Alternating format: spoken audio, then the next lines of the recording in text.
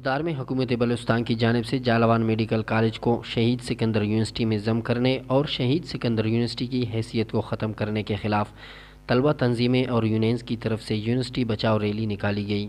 Rally کی سرپرستی all parties شہری ایکشن کمیٹی کے چیئرمین مولانا عنایت اللہ رودنی اور بلوچستان ریزیڈینشل کالج خضدار کے پرنسپل محمد عالم جتک کر رہے تھے۔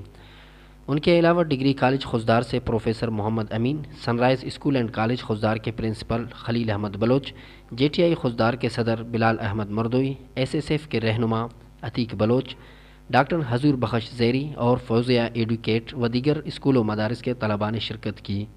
احتجاجی ریلی میونسپل کارپوریشن چوک سے شروع ہو کر شہر کے مختلف شاہراہوں سے ہوتے ہوئے پریس کلب خضدار کے سامنے احتجاجی جلسے کی شکل اختیار کر گئی۔